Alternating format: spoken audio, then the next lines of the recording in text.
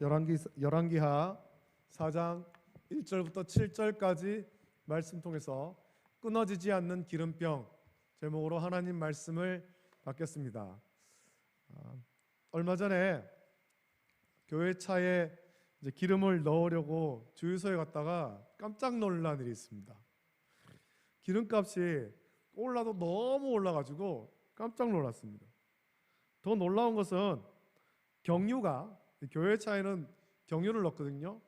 보통 작은 승용차에는 휘발유를 넣는데 경유가 휘발유와 값이 같거나 어떤 주유소를 보니까 경유값이 휘발유보다 더 비싸요. 더 깜짝 놀란 거는 아침에 지나가면서 그 주유소에서 어떤 그 기름값을 봤는데 오후에 돌아오면서 기름값을 보니까 그 사이에 값이 올랐더라고요. 그 사이에. 그동안은 보통은 이제 경유가 휘발유보다 좀 싸지 않습니까? 예전에는 좀 값 차이가 좀 많이 났었는데 최근에는 한 뭐 그렇게 많이 차이는 안 나서 100원, 그리고 또 50원 이 정도 차이가 났었는데 어느 날 보니까 값이 역전된 거예요. 경유가 더 비싸졌습니다. 왜 이런 일이 생겼는지 뉴스를 보니까 러시아가 우크라이나를 침공하면서 이제 러시아 그 석유를 수출 못하게 막아놓으니까 석유값이 많이 올랐다는 거죠. 많이 올랐고 특히 그 중에 경유값이 굉장히 많이 올랐다. 그래서 정부에서 이 기름값이 너무 많이 오른다. 그래서 유류세를 인하를 하고 뭐 이런저런 조치를 취해봐도 오르는 기름값을 막지를 못하고 있는 거죠. 석유만 오른 게 아닙니다. 우크라이나는 지금 전쟁이 벌어지고 있는 우크라이나는 세계에서 이 밀을 제일 많이 생산하는 나라인데 전쟁으로 이제 밀을 생산할 수 없고 수출할 수 없으니까 곡물값이 많이 오른대. 그래서 뉴스를 보니까 세계에서 두 번째로 밀을 많이 생산하고 수출하는 나라가 인도인데 인도에서 밀 수출을 금지한다. 이런 뉴스가 나온 거예요. 이제 큰일 났습니다. 곡물값이 막 올라가고 밀가루값이 올라가고 뭐 그렇게 되겠죠. 우리는 주식으로 쌀을 먹으니까 상관없겠지. 상관없지가 않습니다. 다 막 이렇게 연결돼 있어가지고 같이 올라가는 거예요. 같이. 밀도 올라가고 덩달아서 인도네시아에서 이런 뉴스가 들린 거예요. 식용유로 사용되는 팜유가 인도네시아에서 굉장히 많이 생산되고 있는데 이 인도네시아에서 식용유로 사용되는 팜유 수출을 금지한다. 이런 뉴스가 나왔어요. 그러니까 덩달아서 식용유도 오른다. 이런 뉴스가 나온 거죠. 그리고 벌써 어떤 대형 유통마트에서는 식용유를 사는데 1인당 2개로 제한을 했다는 거죠. 한 사람이 식용유를 2개 이상 못 사게 그렇게 제한해 놓은 겁니다. 저도 얼마 전에 이거 식용유 오른다는 소식 듣고 집에 가는 길에 이거 올라가면은 밥을 못 해 먹겠네. 식용유 한 통 사가지고 집에 갔어요. 먼 옛날에는 자급자족의 시대였죠. 자급자족의 시대. 자기가 먹을 것을 스스로 농사짓고 뭐 얻어가지고 그렇게 생활을 했습니다. 하지만 이제 세계화가 되고 경제 규모가 커지면서 무역이 생기고 무역이 점점 커지면서 그 무역에서 제일 중요한 것은 상품을 살 수 있는 재화, 돈이 굉장히 중요하게 된 거예요. 세계 경제에서 이 돈이라는 것이 굉장히 중요해졌습니다. 그래서 사람들은 돈을 벌기 위해서 굉장히 많은 일을 합니다. 이것이 오늘 우리 삶을 얼마나 좌우하는지, 돈을 벌지 못하면 그만 삶의 소망을 잃어버리고 극단적인 선택을 하는 사람들도 세상에는 많이 나오고 있습니다. 오늘 읽은 본문에 나오는 이 여인은 인생의 큰 문제에 직면했습니다. 이 여인은 자기 힘으로는 자기의 삶과 자기 앞에 놓여 있는 숙제를 해결할 힘이 없습니다. 이 사람에게 닥친 숙제의 내용은 남편이 살아있을 때 큰 빚이 있었는데 그 빚을 갚지 못하게 되자 빚쟁이가 와서 그 빚 대신에 이 여인의 2 아들을 종으로 데려가려는 것입니다. 갚을 돈이 없으니까, 빚을 못 갚으니까 이 2 아들이라도 데려가서 내가 종으로 삼겠다. 그래서 내 빚을 좀 보상하겠다라는 겁니다. 여러분, 우리나라도 옛날에 그랬습니다만 남편이 가정경제에 아주 큰 대들보였습니다. 만약에 남편이 죽거나 다쳐서 경제적 능력을 상실하면 그 가정은 큰 어려움을 겪죠. 남편의 부재로 가세가 기울기도 합니다. 그동안에는 참 이렇게 견고한 그런 어떤 경제를 꾸리던 집이었었는데 남편이 갑자기 쓰러지고 남편이 갑자기 아프고 갑자기 세상을 떠나고 그러면 그만 가세가 급격하게 기웁니다. 오늘 본문의 가정도 그런 경우인 것 같습니다. 남편이 살아있을 때는 남편이 빚을 줘도 그 빚을 준 사람이 빚을 갚으라고 닥달하지 않는데 경제적 능력을 가진 남편이 죽자 빚쟁이가 와가지고 빚을 돌려받지 못할 것을 걱정하면서 어떻게든 그 가정에서 자기 손해를 보상받으려는 거예요. 보상받으라. 그것을 그의 아들들을 종으로 데려가는 거죠. 갑작스러운 남편의 죽음으로 이 가정에 행복이 깨져버린 거예요. 그동안에는 뭐 아주 풍족하지는 않았을지라도 그래도 이 네 식구가 참 단란하게 살았을 텐데 남편이 죽으니까 갑자기 죽으니까 세상을 떠나니까 남아있는 아내와 두 아들이 굉장히 큰 곤란을 겪게 된 거죠. 남편은 죽고 아들들은 종으로 끌려갈 형편입니다. 이런 상황에 이 여인은 삶의 소망을 모두 잃어버린 채 절망합니다.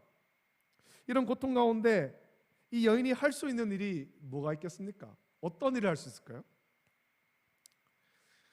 이 여인이 하는 것은 선지자 엘리사에게 부르짖는 거죠.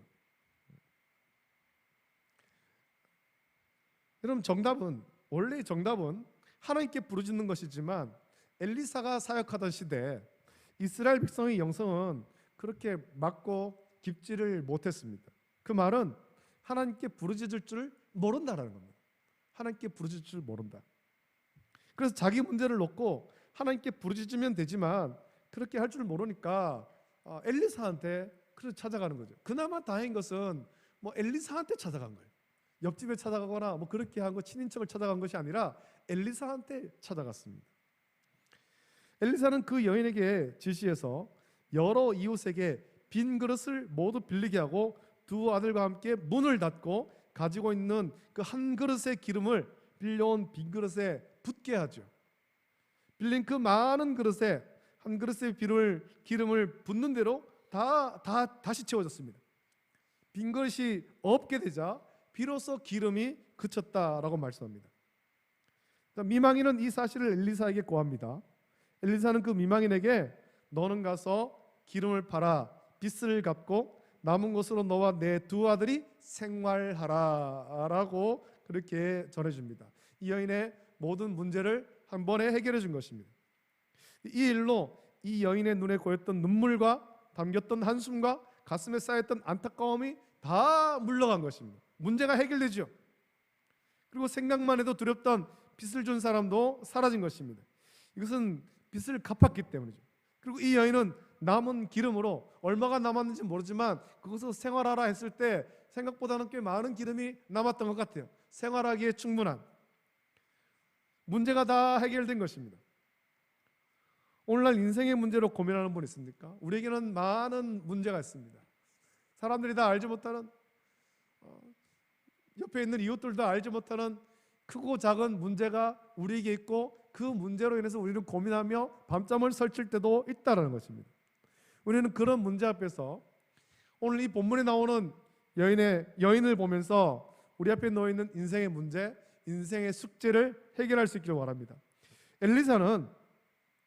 이 여인은 엘리사에게 가서 간구했는데 이 말씀을 통해서 묵상할 때 엘리사는 사실은 우리의 문제를 해결해 주시는 예수님을 보여주는 것이죠. 따라서 우리는 이 문제를 해결할 때 정답은 그것입니다. 우리 모든 문제, 우리를 힘들게 하고 우리를 두렵게 하는 문제, 그런 문제가 있다면 우리는 그 문제를 가지고 예수님 앞에 나가야 되는 것입니다. 그러면 예수님께서 우리의 모든 짐을 대신 지시고 우리의 문제를 다 해결해 줄 줄로 믿습니다. 예수님 앞에 나가서 문제를 내게 됩니다. 여러분, 이 과부는 선지자의 생도의 아내였는데 남편이 죽으니까 그 남은 가족들 아내와 아들 둘의 생계가 막막해졌죠. 그 당시 사회에서는 뭐 개인의 신용에 의해서 빚을 얻어서 아마 사용했던 것 같습니다. 어쩌면 담보물이 있었겠죠. 그리고 빚에 대한 보증은 일반적으로 자기와 가족의 노동력과 그리고 그에 딸린 종이었습니다. 어떤 좀 빚을 냈는데 이 빚을 못 갚으면 내가 대신 당신의 종이 되어서 빚을 갚겠다. 내 가족이 당신의 종이 되어서 빚을 갚겠다. 이런 식의 담보물을 제공하는 겁니다. 빚을 쓰는 자는 약속 기한까지 빚을 갚지 못하면 그 빚에 해당하는 노동력을 제공하기 위해서 종살이를 해야 됩니다. 물론 이스라엘의 어떤 그 법에 보면 희년의 법이 있어서 이게 희년이 되면 종살이하던 자들도 다 해방되어서 돌아가고 또 팔았던 기업들도 다시 다 돌아옵니다만 어쨌든 빚을 못 갚으면 종살이를 해야 되는 것입니다. 이걸 율법에서 허용하고 있습니다.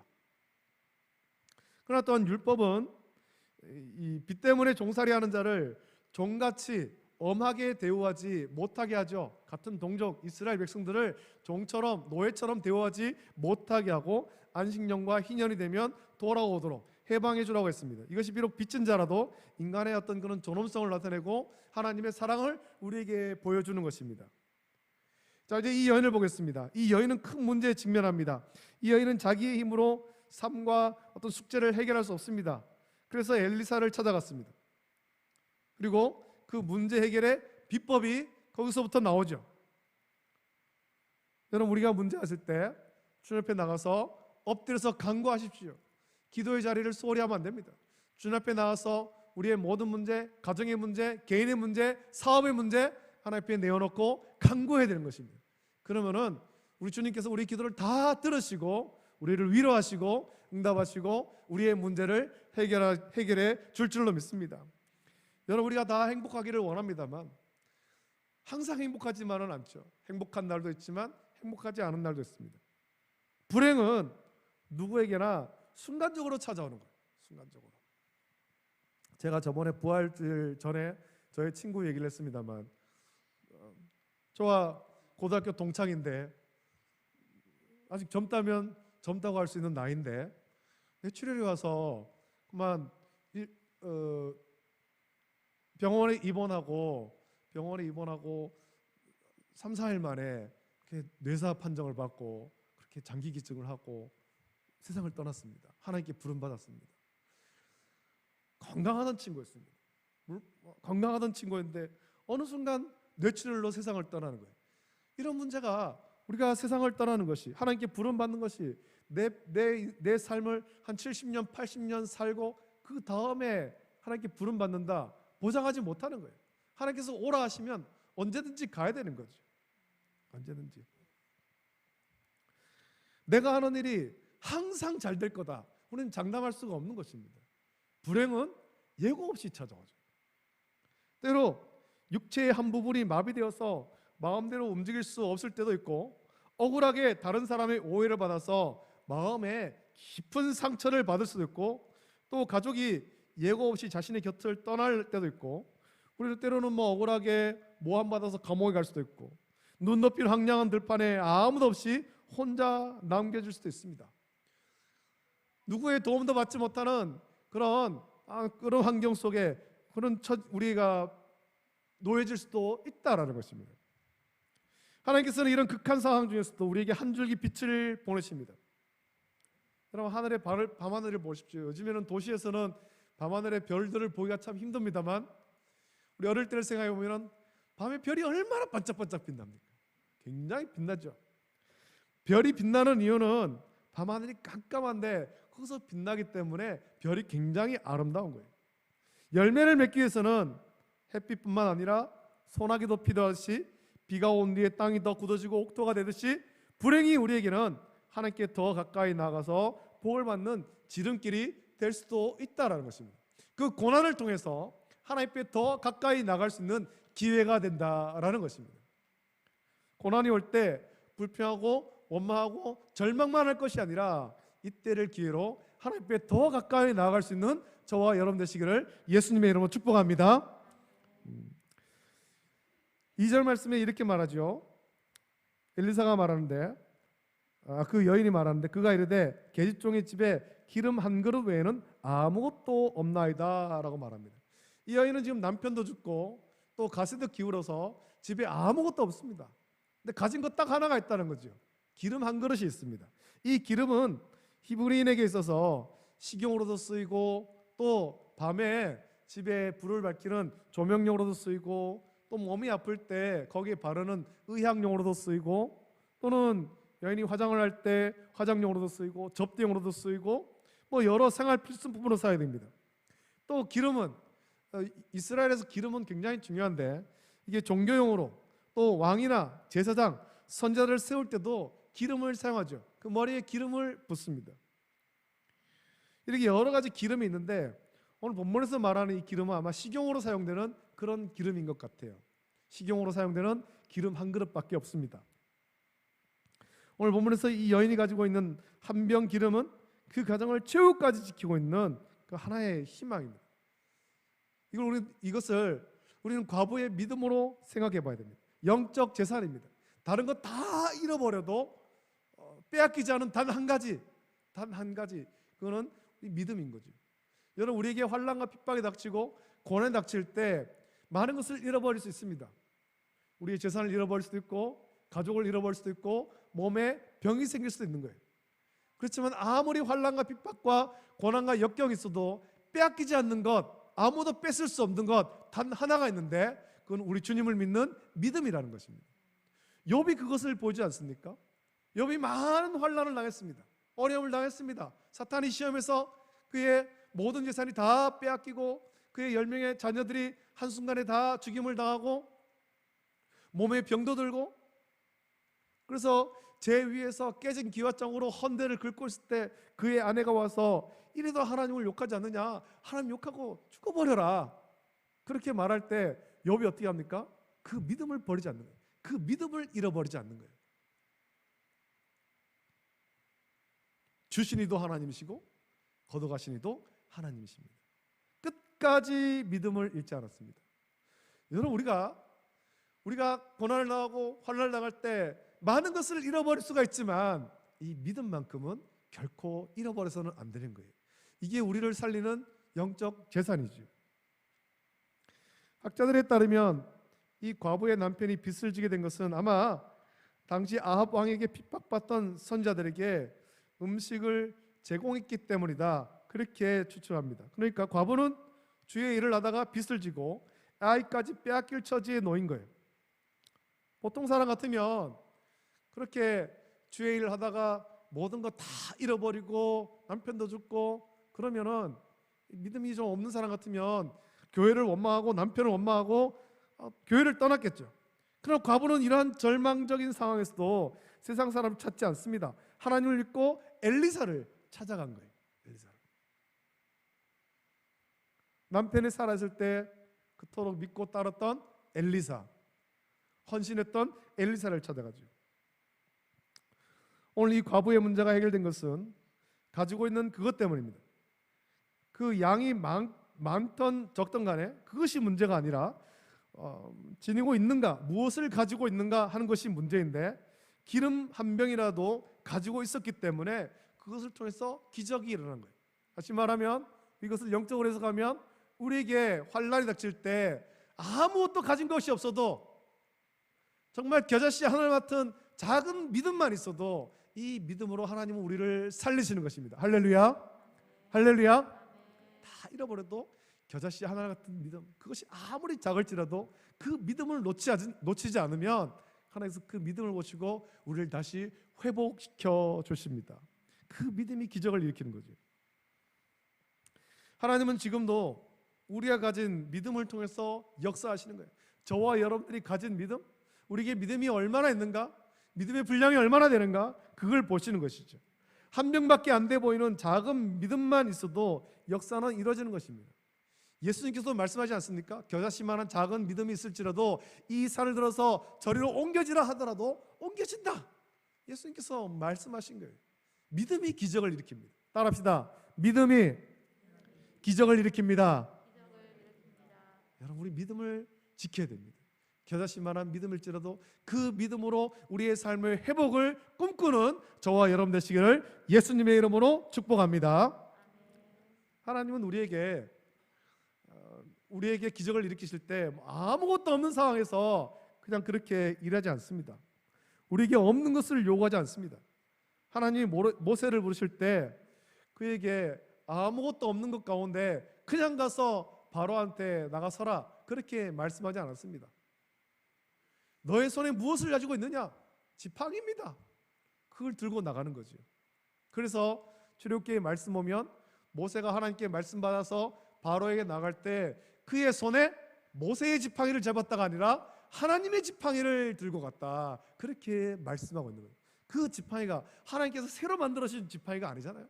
모세가 40년 동안 그 광야에서 양칠 때 쓰던 바짝 마른 지팡이, 아무 쓸모도 없는 것 같은 그 지팡이지만 하나님의 손에 잡힌 멜 때 그것은 능력의 지팡이가 되는 것입니다. 여러분, 우리가 가진 것에 집중하십시오. 우리에게 없는 것을 보면서 나는 아무것도 없어 불평하고 원망하지 말고 하나님께서 우리에게 남겨주신 그 하나, 그 한 가지, 그것을 집중하길 원합니다. 우리에게 주신 재능과 은사, 장점을 이용해서 할 수 있다 하면 된다, 해보자. 이 믿음으로 주님 믿고 주님께서 맡겨주신 사명들을 감당하는 저와 여러분 되시기를 예수님의 이름으로 축복합니다. 여러분, 이렇게 믿음으로 나갈 때, 믿음으로 순종할 때 기적은 일어나는 거예요. 성경을 보십시오. 성경에 나타나는 모든 기적의 역사는 언제 일어납니까? 순종할 때, 하나님 말씀에 순종할 때 기적은 나타나는 거예요. 4절에 이렇게 말하죠. 너는 내 두 아들과 함께 들어가서 문을 닫고 그 모든 기름에 기름을 부어서 차는 대로 옮겨 놓으라 라고 했습니다. 여러분, 하나님은 순종하는 자에게 역사하십니다. 순종하는 자에게. 이 여인이 엘리사의 말대로 순종했습니다. 그럴 때 놀라운 역사가 일어나죠. 여러분, 성경에서 이 믿음이라는 단어 대신에 다른 단어를 쓴다면, 바꿀 수 있는 단어가 있다면 그건 순종이라는 단어입니다. 믿지 못하면 순종할 수가 없기 때문에 그렇습니다. 믿음으로 순종하는 거예요. 믿음으로.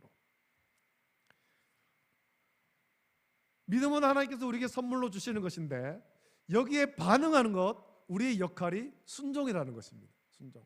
하나님께서 믿음을 주실 때 그것을 의심하지 말고 말씀대로 순종하는 우리의 역할이 여기에 들어가야 되는 거예요. 그러면 하나님께서 믿음으로 순종하는 우리를 통해서 놀라운 역사를 일으키시죠.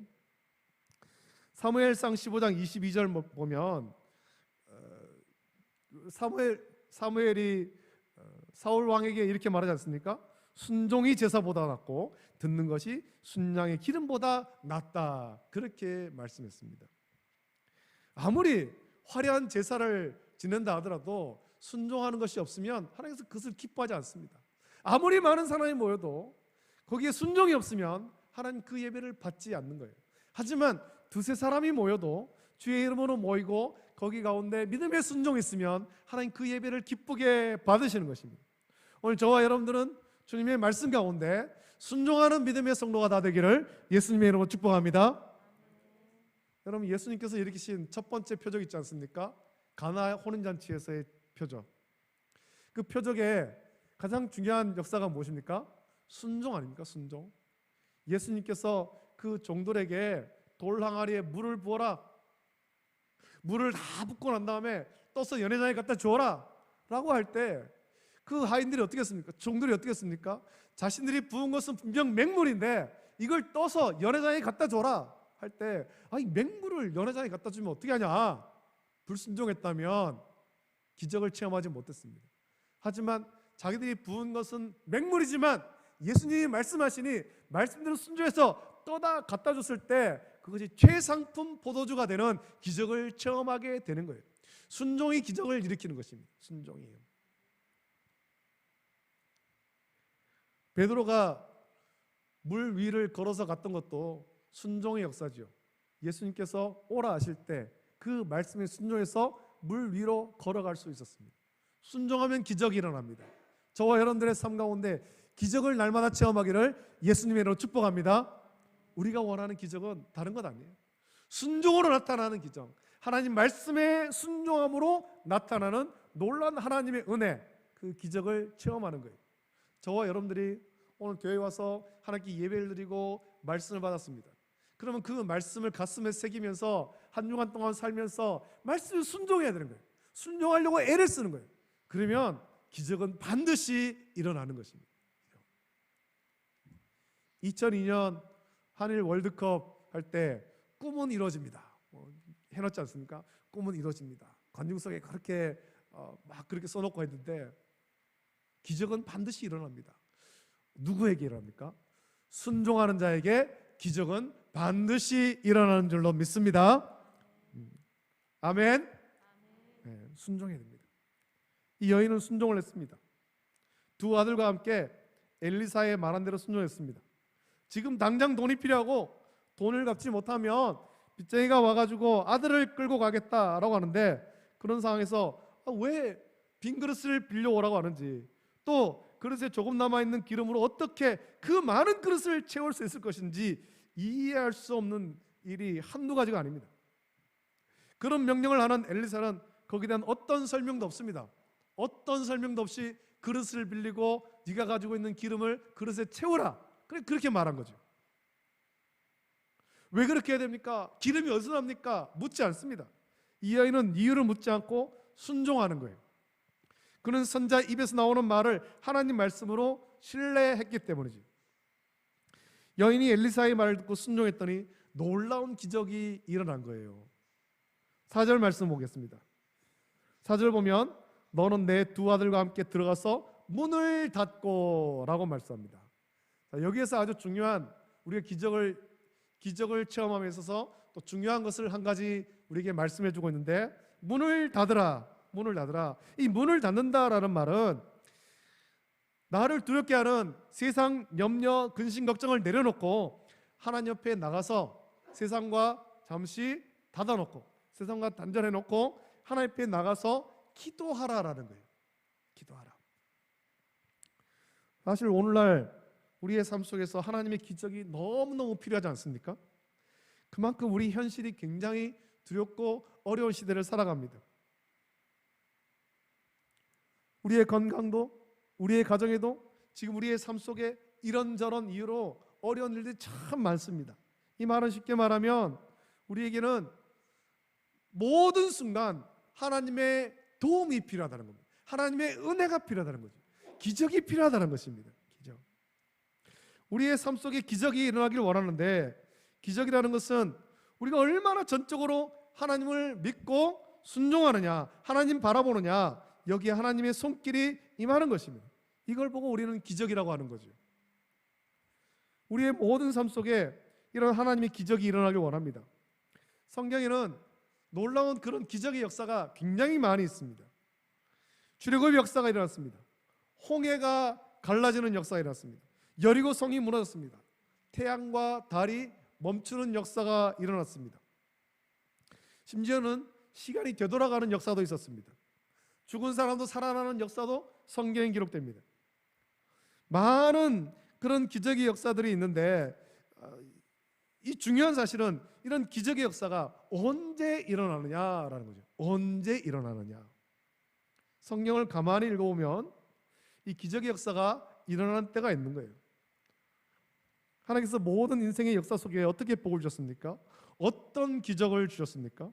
모든 내용이 성경에 가득 있습니다. 그런데 이런 기적 역사가 일어난 때는 언약의 백성들이 하나가 되어서 전적으로 기도할 때 하나님의 놀라운 기적의 역사가 일어나는 것입니다.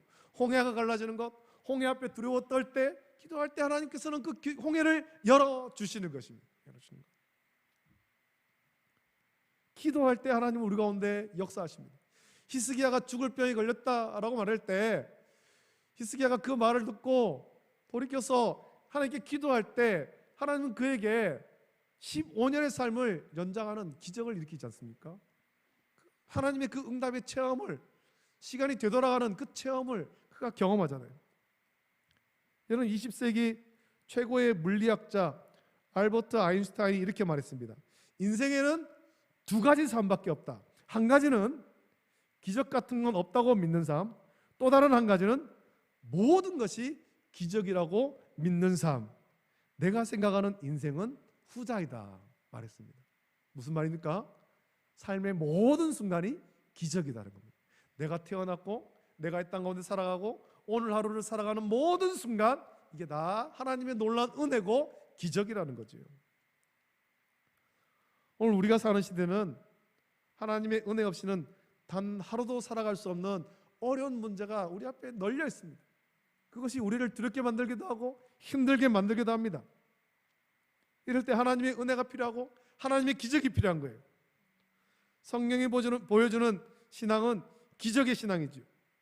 우리의 믿음이 단순히 이성적이고 상식적인 윤리만을 가르치는 종교라면 세상에 아무 소망도 주지 못할 것입니다. 그러나 이 기독교는 이성과 상식을 존중하지만 이성과 상식을 초월해서 이성과 상식이 해결할 수 없었던 문제에 대한 답을 주고 있는 것입니다. 무엇보다도 죄로 죽은 우리 인생을 구원하신 하나님의 놀라운 은혜가 이 말씀 속에 기록되어 있습니다. 이것만큼 놀라운 기적이 어디 있습니까? 죄로 인해 영원히 죽었는데 참 생명을 주시는 놀라운 기적. 그래서 기독교는 복음인 거예요. 복음. 오늘날 세상은 단순한 기적 정도가 아니라 아주 큰 기적이 필요로 하죠. 이 어려운 세상에. 이 기적은 언제 일어납니까? 기도할 때 일어나는 거예요. 기도할 때.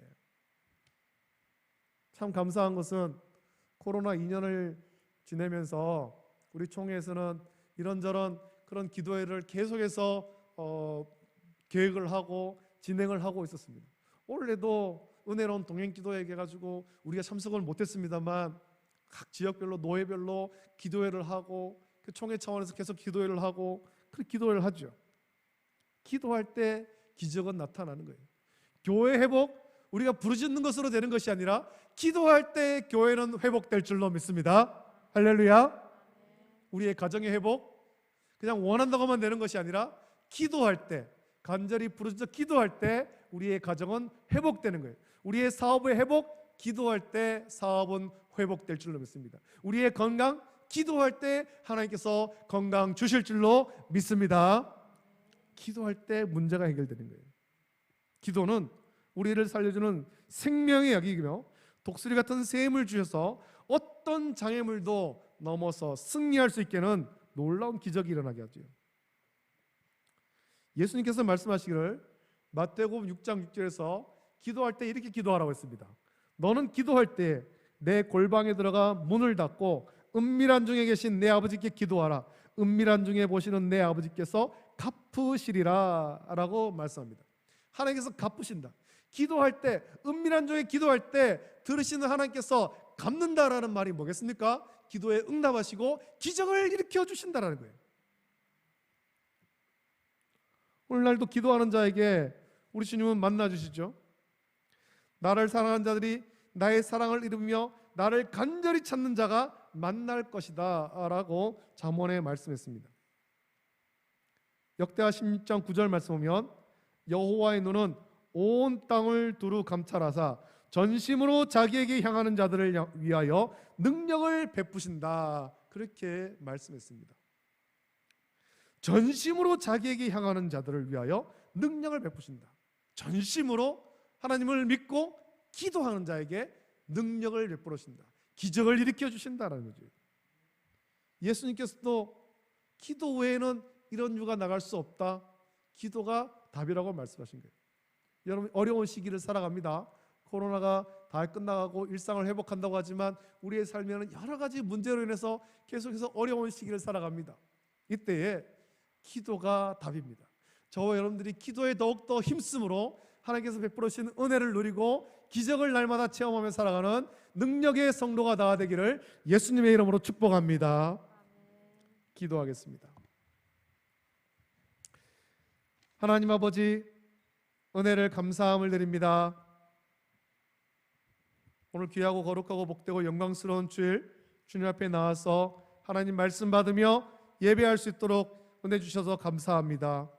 오늘 말씀 묵상합니다.